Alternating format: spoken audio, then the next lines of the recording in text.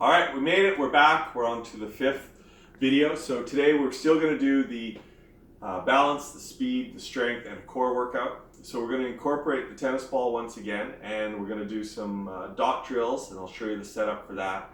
And then we'll do some squats, and then finish off with another version of the core exercises. So the first drill we're going to do is a balance exercise using the tennis ball. So it's going to be with two partners, and they're going to face each other.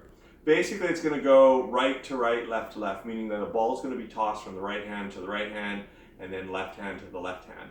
But you're going to be doing it balancing on one foot.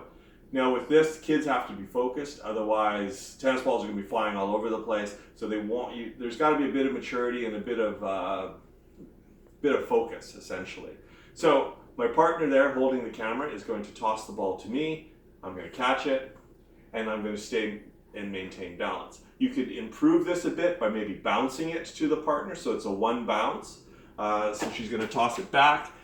What makes this also a little more challenging besides the bounce is it goes outside your frame, meaning that you have to reach for it a little bit. This is where it gets a little tricky with smaller kids, that they might want to throw it so far or really fast that the person can't catch it. But you still want to allow the person to reach. So one more time to my right side. And then if the person loses balance, you could do a toe touch, but it's great for hand-eye coordination. It's great for getting the kids to have that brain connection to the muscle and working hard. So we'll go one more time. I'm going to go on my right foot this time, toss to my left, and I have to reach down for it. So it's good because, again, the little muscles are always firing, you're making little adjustments, and it's a nice little drill. So the other way then would be, ready, a bounce back, and there it is. Perfect. Caught it. So then from that, you can do different things, and you can move back a little bit farther. You don't want to try, sorry, I was looking for my reaction ball. You could use sometimes a reaction ball, but with that, because they can take off anywhere, it's generally not a balance drill. It'd be more of a speed drill with a first step to go get it.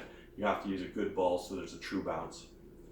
The second drill is with a speed exercise. So this would be a dot setup, and then a grid here it takes many forms, but here we'll just do like the number 5 on a dice.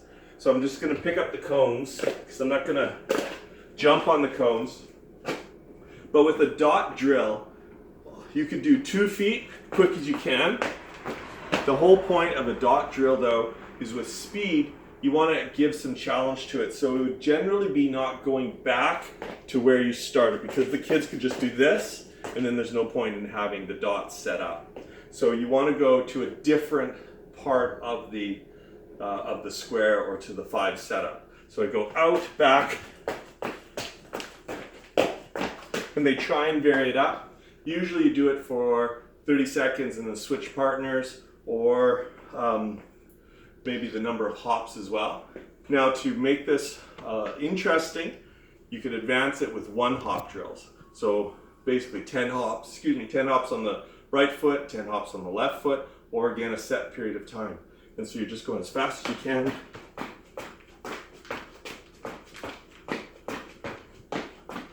And away you go. You could also do it where the partner is doing commands. So you could literally count 1, 2, 3, 4, and 5 is in the middle, and someone would then count out numbers.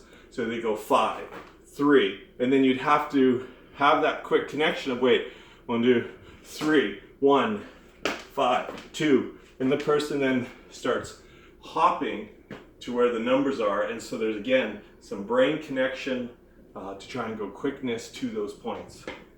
So those are speed drills, left and right, single leg hops. The strength one, we're going to do a prisoner squat. Prisoner squat basically is a squat but the hands are up. So same principle as we talked about in the first couple of videos, where we have the squats coming down, knee over toes, the butt's coming down, so my bench here be a good demonstration. So again, with a squat, I want to come down, so my butt's coming down like I'm in a chair, and I'm sitting up. So away from the bench, my squat should look the same. What makes this one challenging, with the hands up, basically your body's going to want to fall forward. It also shows how flexible someone is in the shoulders. So you come down, and then you come back up. So you're doing a set of 10 or go for a period of time. You could also change this around a bit. Prisoner squat, squat, up, down, jump.